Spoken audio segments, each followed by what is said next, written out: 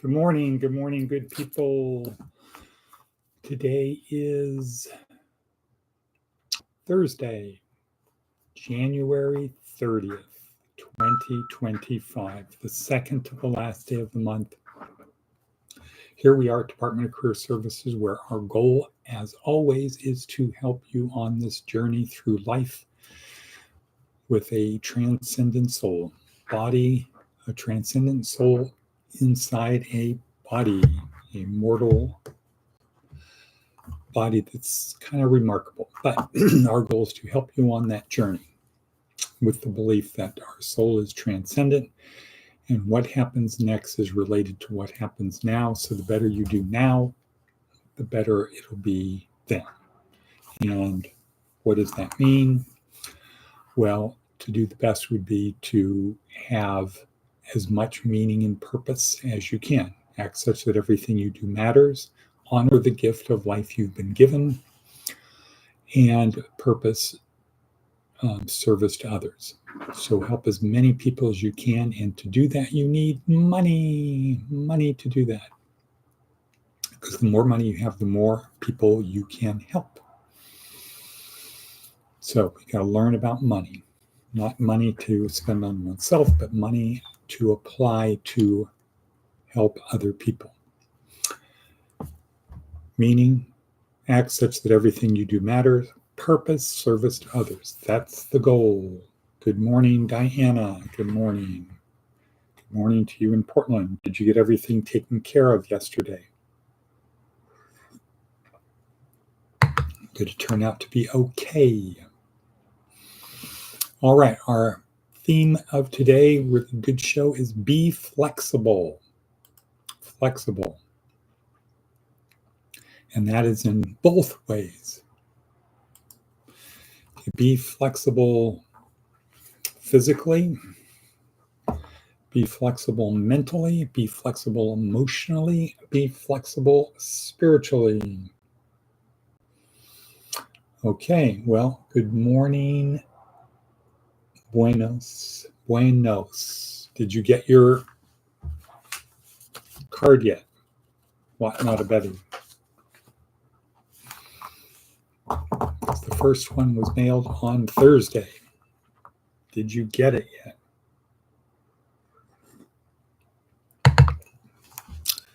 Okay, be flexible. Flexible physically, mentally, emotionally, and spiritually flexible. We'll talk more about that. But advice from an 80-year-old. What is our advice from an 80-year-old?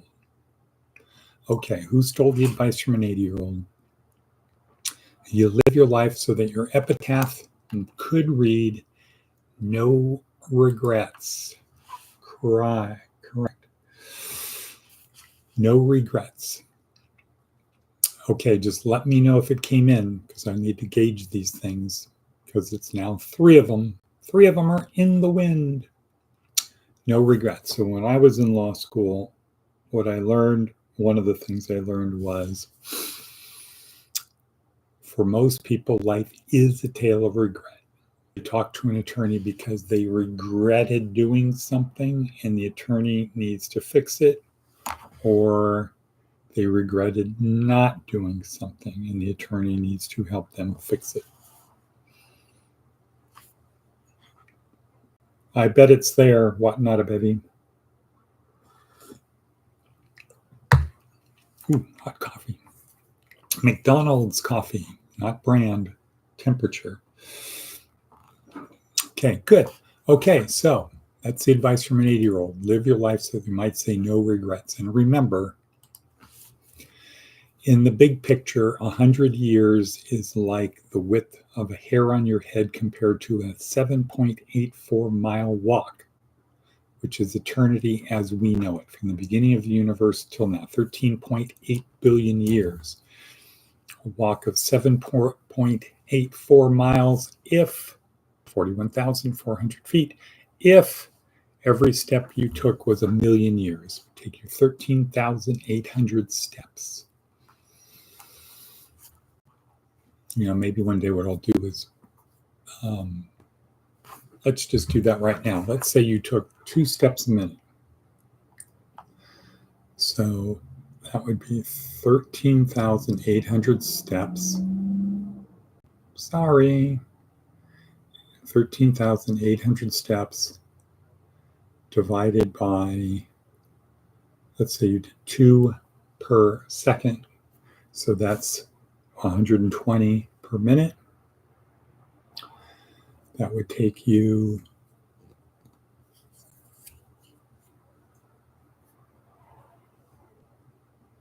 13,800 divided by 120 would be 115. No, some of the math is not right there. Oh, if you took 2 steps a minute, all clear, 13,800. Oh, I regret this. 13,800 divided by 1 step per second. So it's 13,800 seconds divided by 60 divided by 60.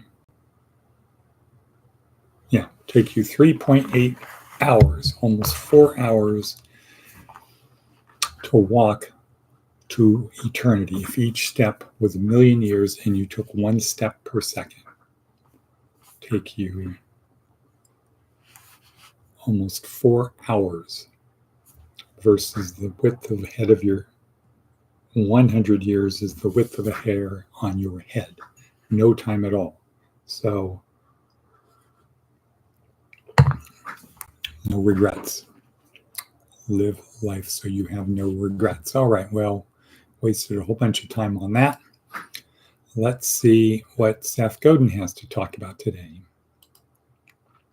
And again, why do we do this? Well, the magic is in the stuff below. So we talk about the stuff below in case you're thinking you don't need to read it or you just want to get a little Reader's Digest version of it. That's okay. Maybe one day you'll indulge. But the other thing is to give value to the energy it takes for you to show up every day. What sort of progress? This could be a Diana question. What sort of progress? Nothing stays still relative to the rest of the world. Even something that's not moving is changing. It's tempting to talk about not making fast enough progress, but it's far more useful to ask which direction we're progressing.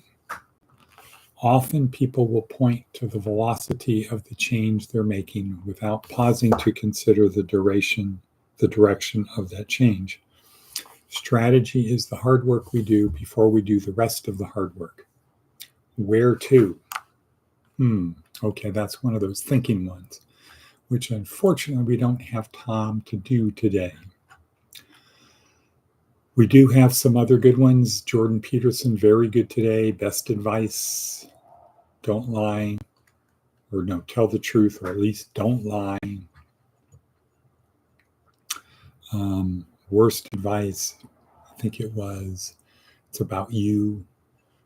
It's a good short one, good 2-minute Jordan Peterson, talking about best advice. Daily Stoic, another good one. That is on things that you should and things to stop doing. 4 things to stop doing. Stop complaining, etc. Okay, those are 2 good ones. Have another new one on the Shroud of Turin, breaking stuff, new stuff that's coming out, supporting the fact that it is, as a matter of science, the burial cloth of Jesus. And it would make sense that they kept it. Okay, next. Be flexible. Be flexible, people. Moving forward, a huge obstacle course, but I won't give up. I choose to do the finish line. Good. Yep, just put your head down, keep moving forward. As Winston Churchill said, when you find yourself marching through hell, keep going. Keep going. Okay, so Matt is here. Matticus von Atticus has arrived. So the lesson we learned yesterday was take your time. Don't rush. Be steady, slow and steady. Okay. Next, okay, be flexible. So we're talking about be flexible physically, mentally, emotionally, and spiritually. So what does that mean to be flexible spiritually? Well, I would say don't judge other people. Don't condemn other people. It's not our role to do God's job. Accept people for who they are and try to make them better.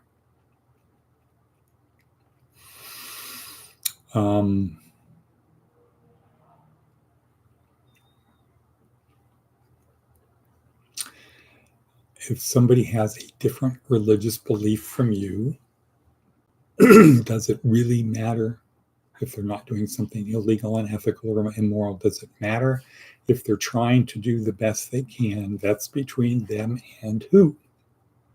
Their God. Even if their God is not who they think their God is. That it's our God. Don't judge people. Be flexible.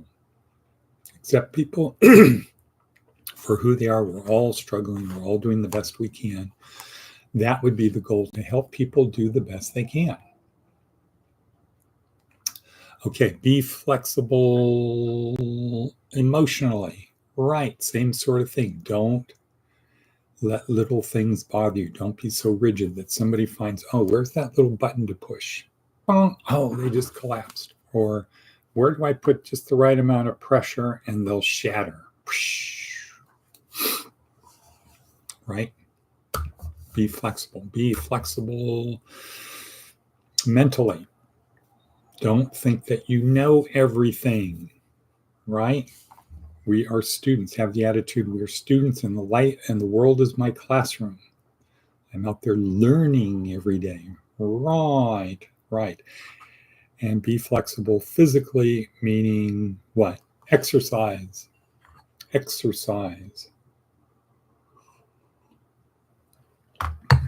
I've already done my 10 minutes stretching, 10 minutes arms and light weights.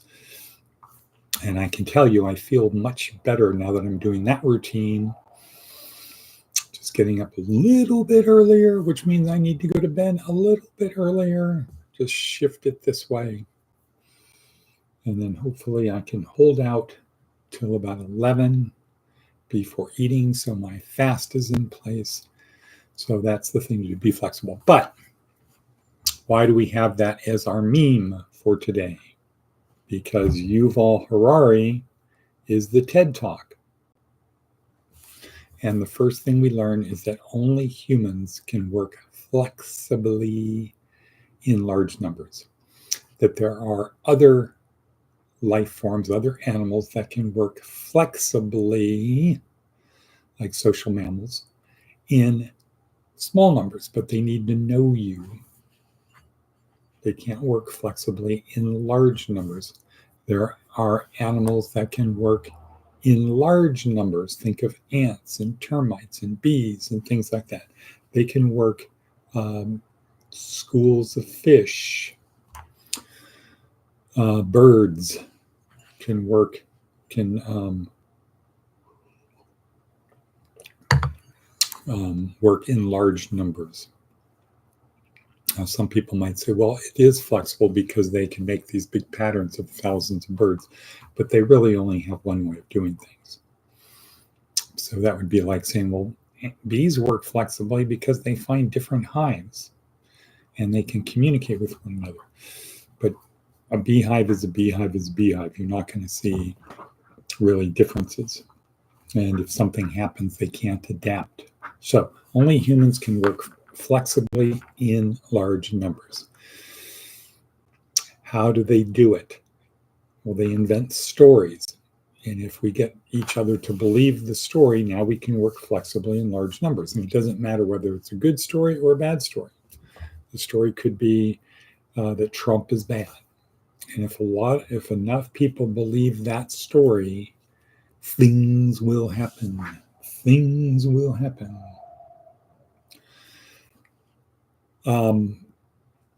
Why are humans the only ones that can work flexibly in large numbers? Because we tell stories. Why are we able to tell stories? Because we are able to see the world as factual reality and fictional reality, objective reality and subjective reality. Animals can't do that.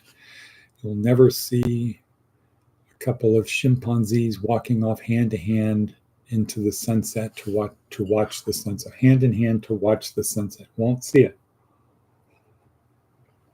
Don't see art because they don't perceive the world that way. They perceive the world with maybe colors, but not art. If you teach them how to stroke a brush, they can do that, different colors, but not really art.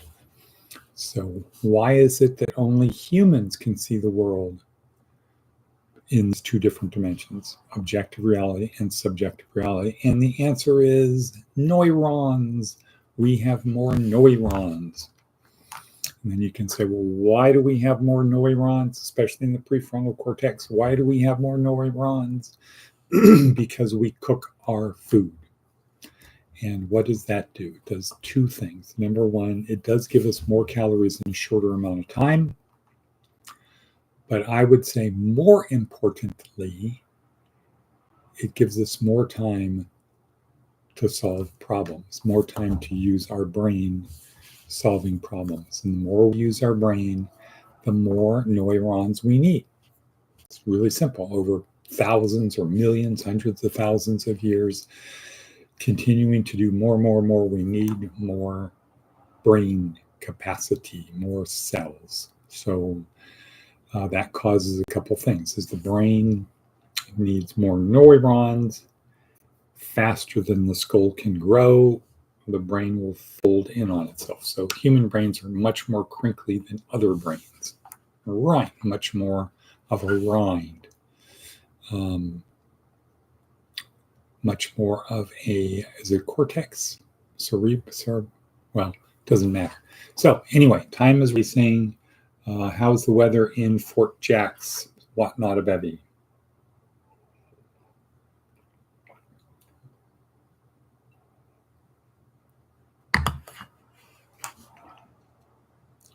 How is the weather? Sunny and temperate. Good. And how is the weather in Portland, Diana?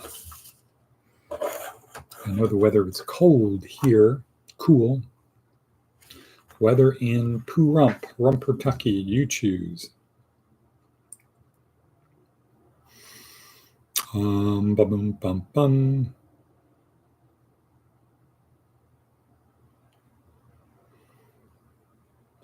Okay, this is a note from Dr. Robert Bush.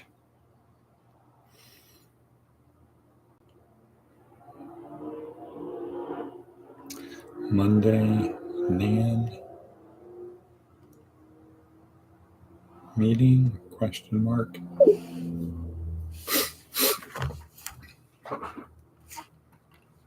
Bum, bum, bum, bum.